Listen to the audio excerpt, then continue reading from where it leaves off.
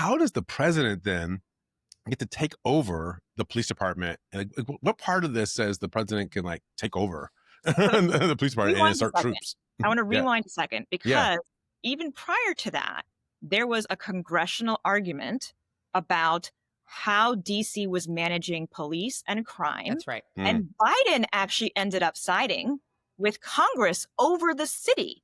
And so that's some of where, like, right, this is not just a Republican thing. This is, some of these seeds go really far back about this power that the president and Congress think they have to override the will of the people of DC.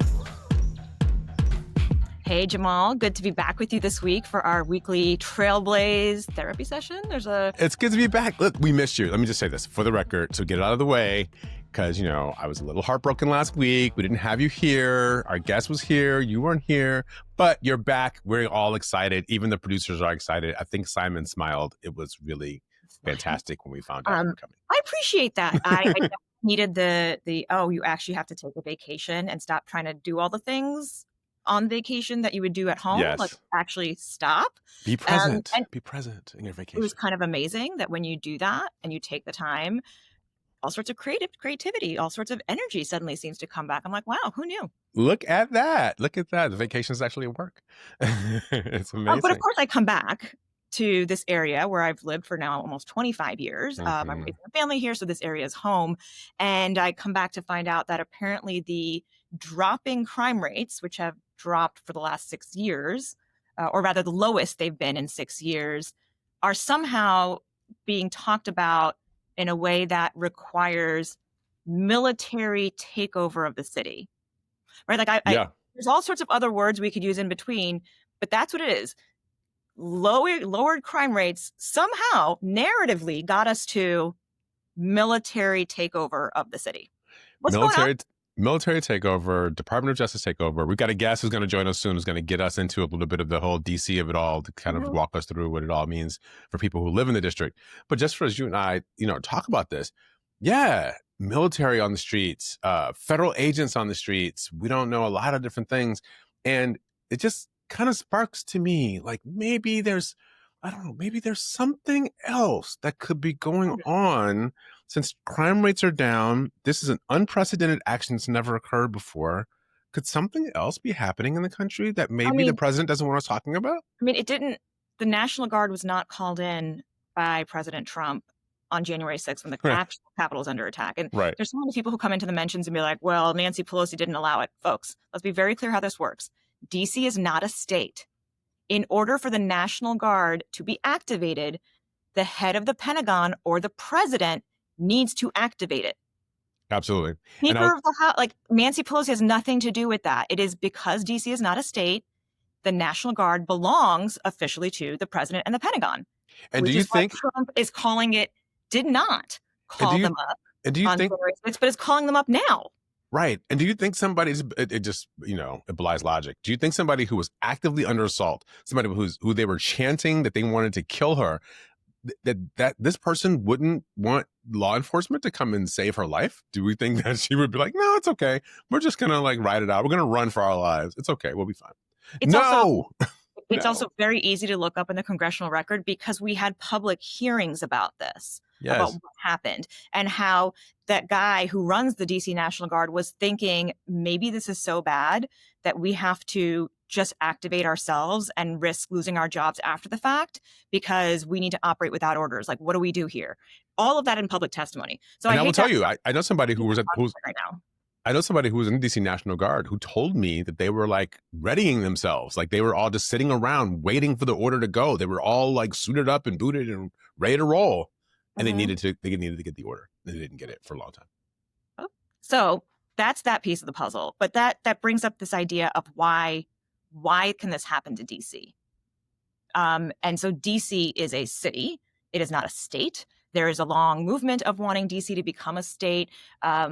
Yes, I loved when I moved here and I saw license plates issued in DC saying taxation without representation. Right. Sounds like that's from the Revolutionary War. Actually, that is what happens to DC residents.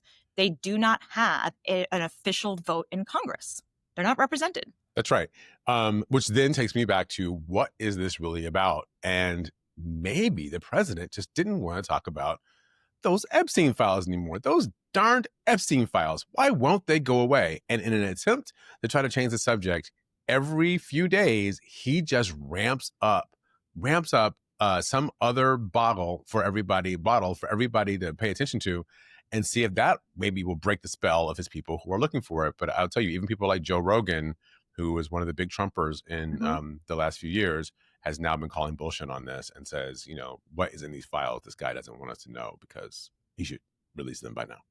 I mean, again, this is something that Trump created, could have gone away in his own administration when Epstein first died. Yep. Right. And then he just decided that even in his own administration first time around, and then all throughout the Biden administration, he wanted to keep talking about them. Pam Bondi, as the attorney general, kept saying that, she had stuff on her desk. There's all these videos. Like, they created this problem and they can't figure out how to get out of it. But their solution then to get out of it is to get increasingly more dramatic in how they use police and military force against people. Right. Like first it was they were using police and military force in unique ways against undocumented folks, right? Which they've somehow okay, well, they don't get the rights of everybody else. Now these are citizens and residents of the nation's capital. And somehow it's okay to just militarize that city.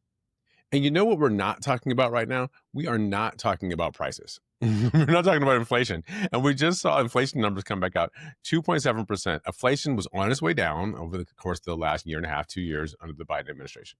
And the Fed has said it wants inflation to go back to 2%, but it can't seem to fall below 2.7%. And even the core inflation number, I don't want to get too wonky, but it's up over 3%.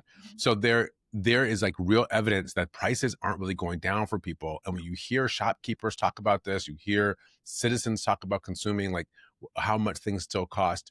That was why the president was elected for many people, was to deal with the high cost of living. And apparently that still exists. Well, listen, I can tell you in the Soviet Union, they had plenty of armed military folks walking around the streets and very few things on the shelves. That's a classic image of what was discussed about why the American way of doing this was so much better than the Soviet way of doing things. And ironically, Trump is going to be meeting a former Soviet KGB chief, and that's Vladimir Putin. He'll be seeing him this week.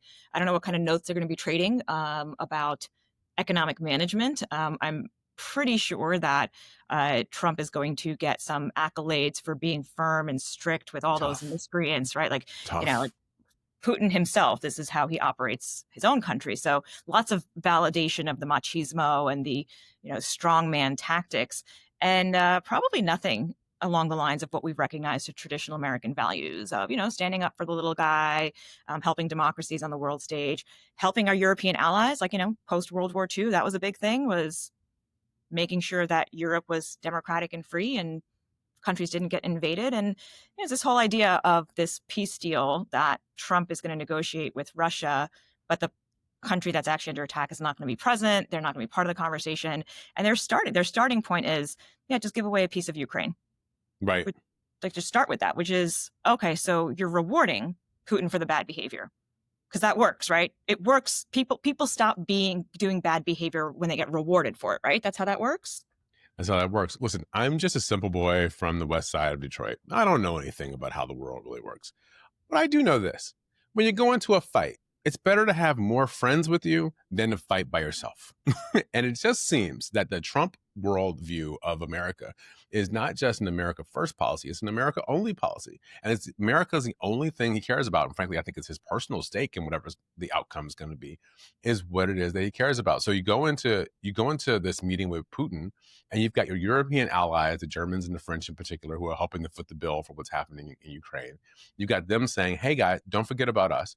You got Zelensky, who's the president of Ukraine, saying, hey, no solution about Ukraine without Ukraine. We can't do this without us. And we don't want to give up land to somebody who attacked us because we're just rewarding somebody for aggression. So NATO, which is our European partner in securing ourselves against the Russian attack and threat, has, this Article 5 notion, which is if one NATO country is attacked, all NATO countries must respond. Only time it's ever been used is when the U.S. was attacked on 9/11 and the Europeans came to our defense. Yep. Nobody now believes the U.S. will stand up for them if Putin attacks. This is a fundamental change in the America that you and I grew up in, however flawed it's been. however flawed it's been. We were worried since the 1960s about nuclear holocaust, right? 1950s and 60s. We have not had a nuclear holocaust, in part, I think, because of these security arrangements. And now Trump is undermining all of them. Oh, the folks want to talk about the greatest generation and all the grit and stiff upper lip they had. I mean, there's always reminiscing about generations in the past, but the greatest generation is the post-World War II generation, right? And they were serving and standing up for liberty and freedom. I mean, like really in its most basic understanding of that. Mm-hmm. And that's not part of the conversation of what Trump wants America to be or to look like, or how he wants, or how we are now being presented on the world stage. Like this is a, you see France and Germany breaking with US foreign policy decisions, all of the tariff discussions, right? The European Union holding strong on its own. They're great. We'll take care of each other. Canada, great.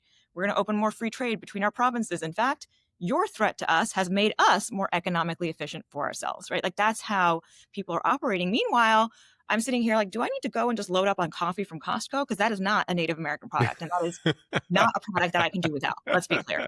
Right. So coffee, I'm like, even our paper towels and toilet paper, there is actually overseas paper. The paper we use for those products comes from places like Indonesia and East Asia. So it's very basic things that are about to get really expensive. Yeah, I was just looking to be a little.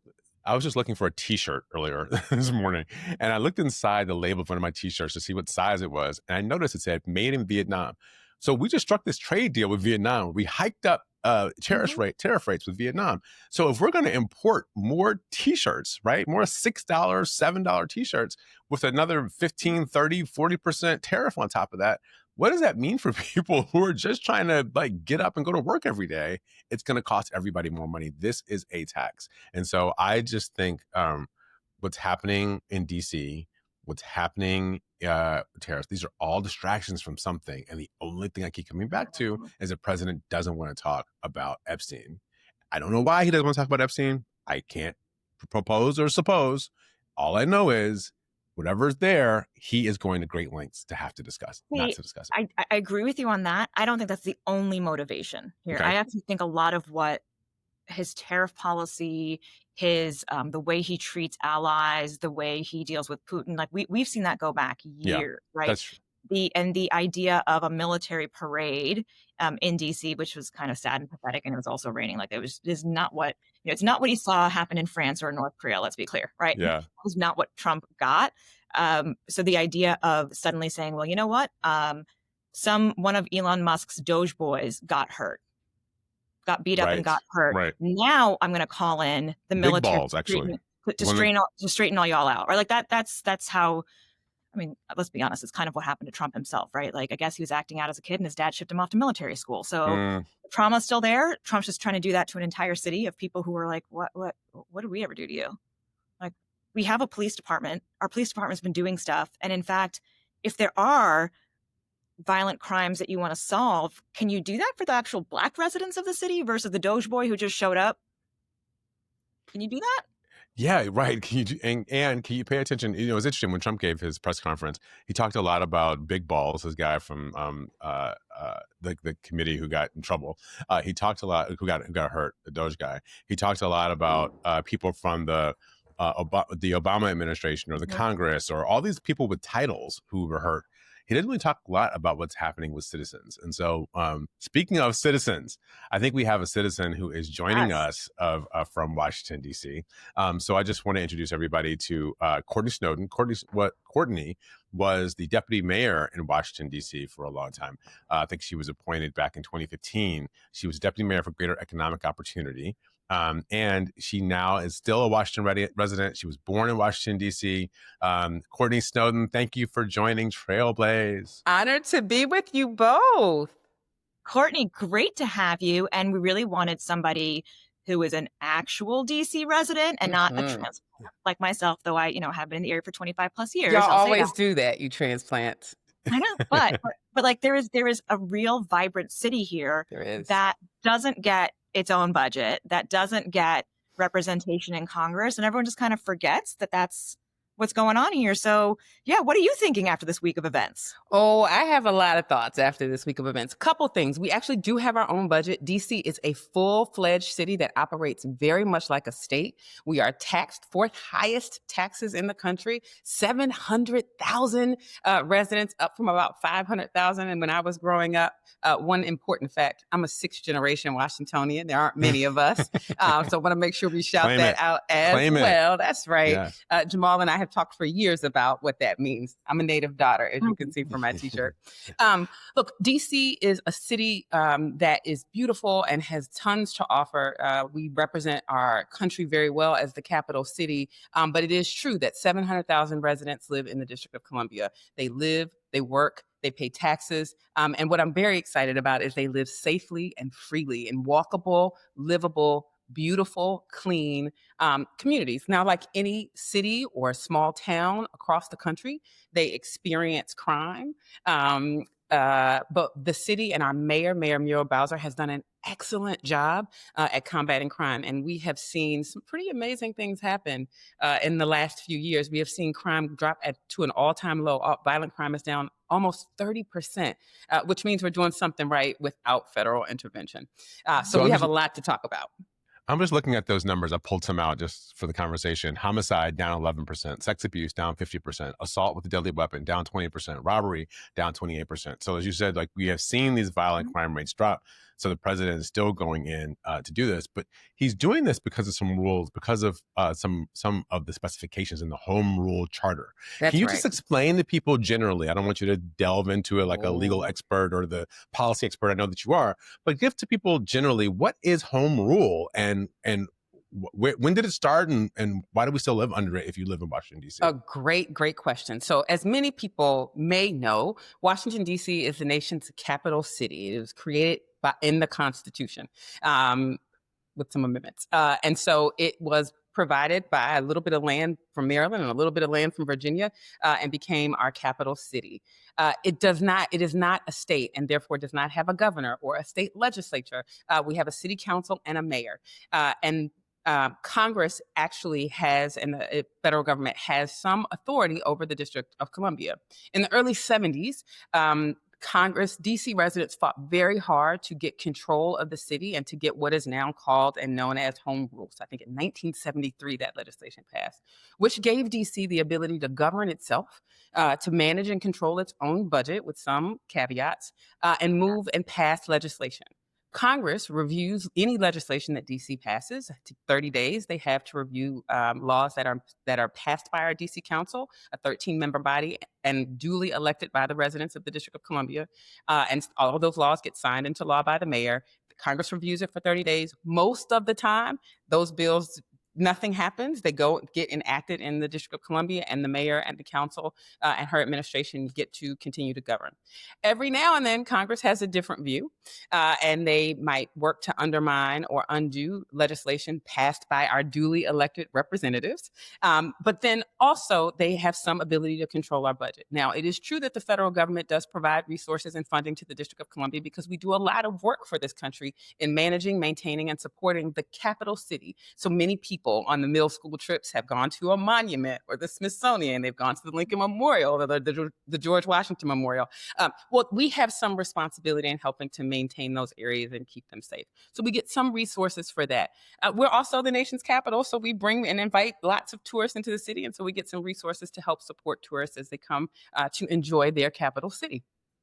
And so I want to jump in here, but I just want to know also, this is great. How does the president then get to take over the police department? Like, what part of this says the president can take over the police department and insert troops? I want to rewind a second because even prior to that, there was a congressional argument about how DC was managing police and crime. That's right. And Biden actually ended up siding with Congress over the city. And so that's some of where, this is not just a Republican thing. This is, some of these seeds go really far back about this power that the president and Congress think they have to override the will of the people of DC? So it's a little bit more nuanced than that. I think we had an interesting fight about a comprehensive crime bill in the District of Columbia. There actually was a little bit of a difference of opinion between the mayor of DC, Muriel Bowser, and our council. They passed sweeping changes to our criminal justice law, some of which she did not agree with. And she made her case very strongly to the council that they should reconsider it for a couple of reasons. One, because we knew congressional action was possible. But two, I think, and importantly, because there were some decisions maybe that the council may have made that had a negative impact on our ability to impact crime and to provide the resources law enforcement needed to do their job. Now, there's a lot of discussion about this still in the city. Congress then acted to undermine that and undermine the law that the council passed. And while the mayor opposed congressional action, she also wasn't completely excited about what the council did on that bill. So there's a little nuance there. Does Congress get invited in, or they just step in? The mayor would never invite in Congress into our affairs. I think she would want me to say that very clearly. But they did jump in it. And she wrote a letter encouraging them to stay out of it, but urging them to let DC do its job and do its job effectively. But Congress does have the authority based on the Home Rule Act to do just that very thing. And if they disagree with something that the city has done or its legislature has done, they can undermine it. It's an unfortunate reality about not being a state. So I'm going to give people a call to action when you give me an opportunity to do it. But it is so critical. It's why it is so critical that DC, which operates like a state, pays more taxes. The residents pay more taxes than almost every state in the country. Only 4 other states pay more taxes than District of Columbia residents. It's why it's so important that they become a state. We don't have a voting member of Congress. We have a non-voting delegate, Eleanor Holmes Norton, who has been our fighter for a very long time. There's a lot of discussion about her right now. And we have no votes in the Senate. Regrettably, DC is often a petri dish for the country.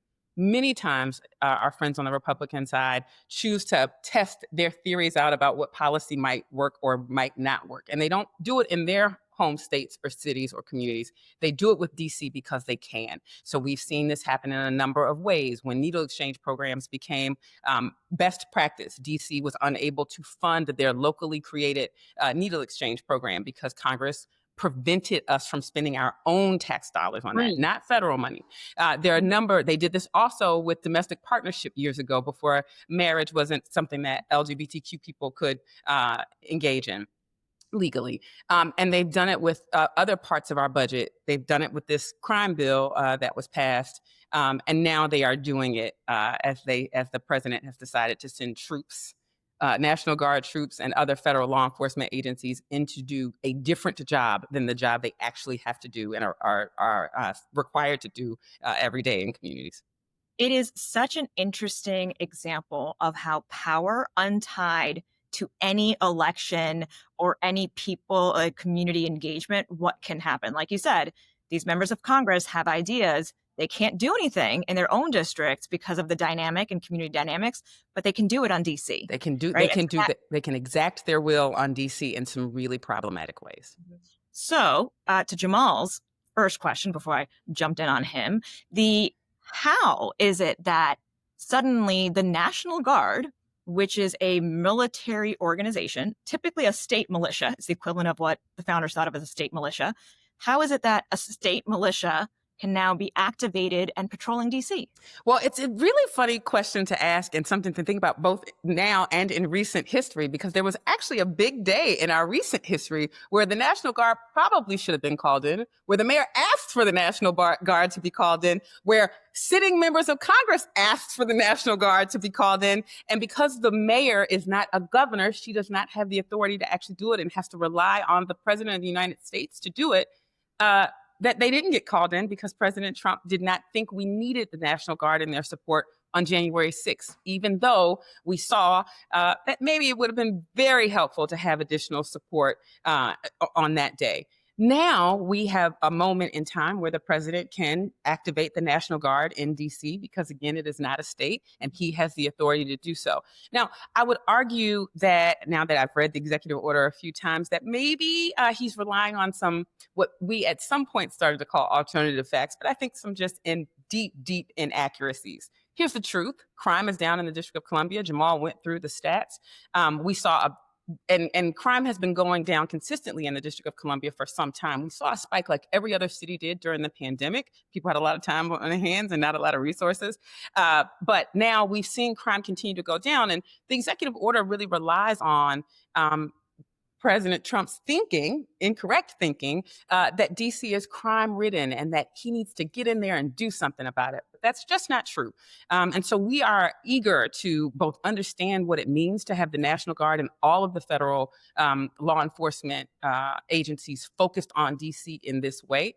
We're not exactly sure how this is going to work or what it's going to mean, or even how it's going to be executed or operationalized in our communities. But what we do know is DC knows how to govern itself.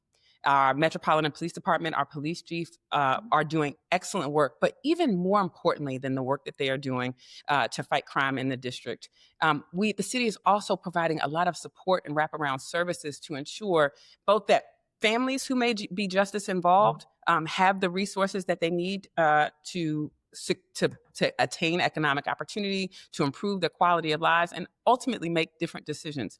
We, I think, in the district are one of the first actors to build comprehensive health-based approach to dealing with crime and violent crime in particular. And we have seen the fruits of that. I got to lead some of that work when I was in the District of Columbia as deputy mayor.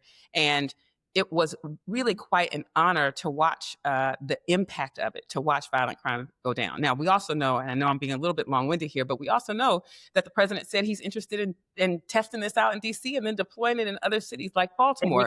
That has seen a 50% decrease in violent crime under the leadership of Mayor Brandon Scott, who's doing excellent work. He talked about doing it in L.A. and other cities, Chicago. That's a problem because these mayors know exactly what to do in their communities. And actually, instead of offering partnership in ways that are unhelpful to these mayors, he might sit down and listen to these mayors and actually ask them what they need.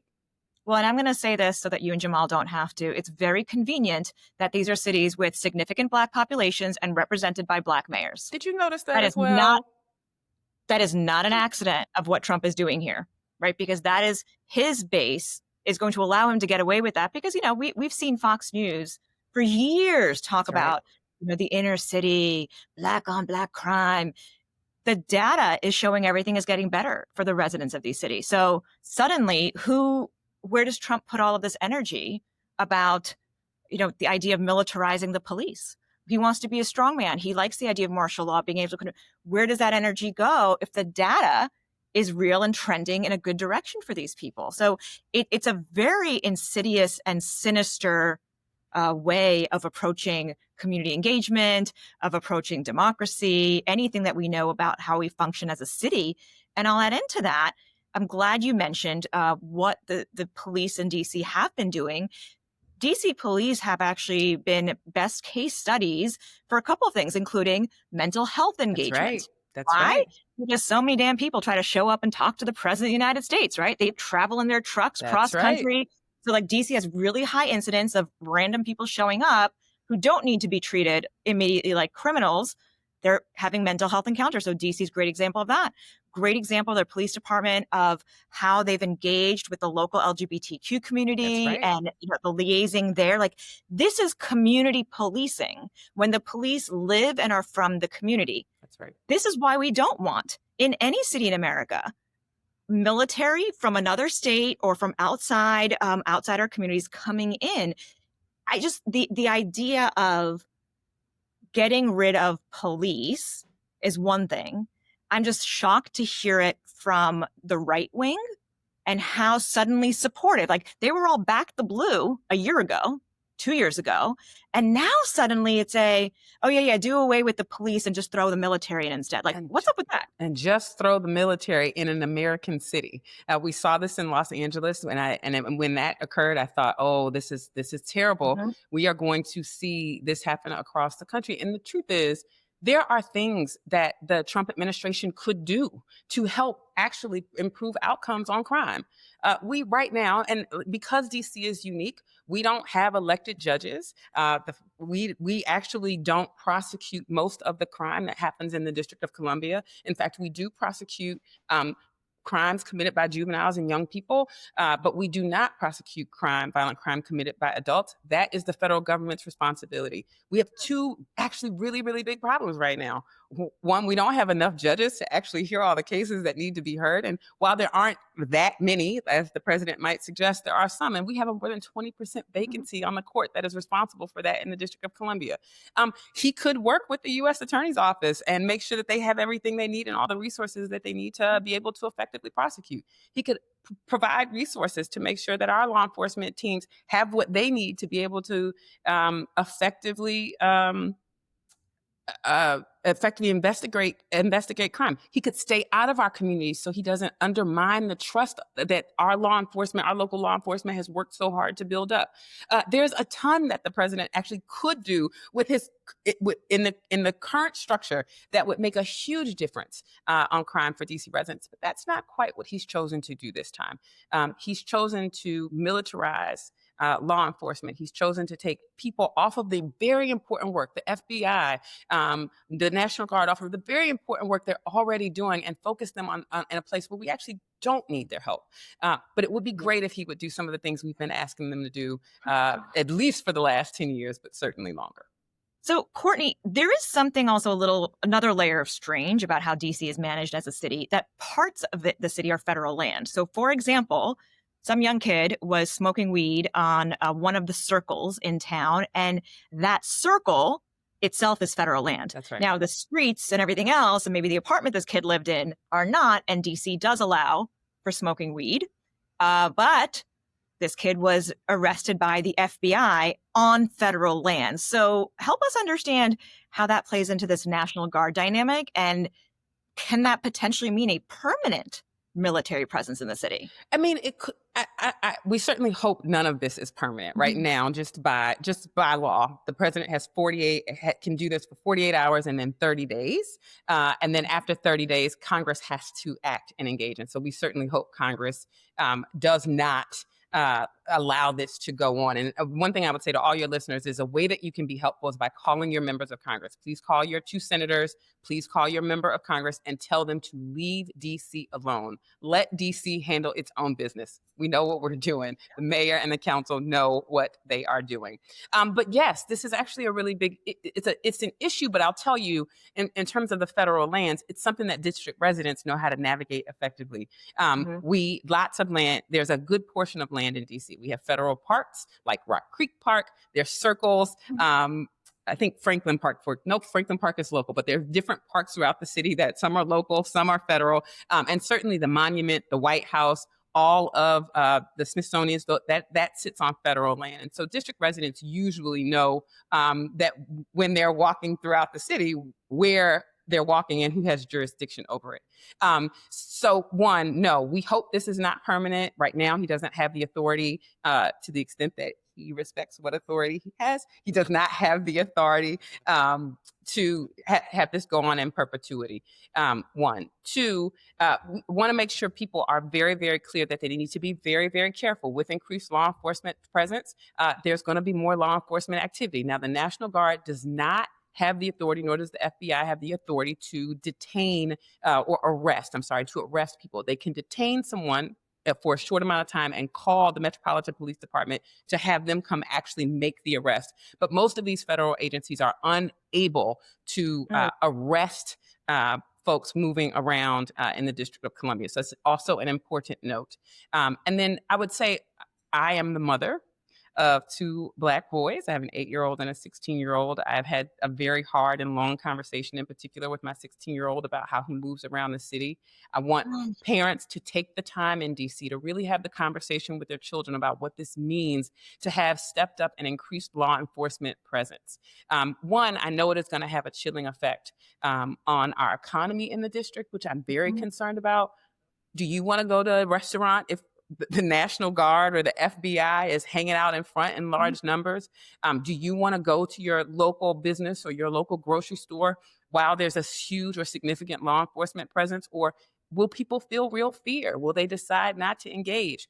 Will they make different choices about where they do their shopping? And will tourists and others who enjoy our city make very different choices about whether or not they come in because of all of the terrible messaging that happens to be untrue about our city? And so that's something else we also need to be thoughtful about. So one, I want parents really talking to their children about how to make good choices as they navigate the city right now, one. And then two, I really want people outside of the city calling their elected representatives and telling them to leave us alone.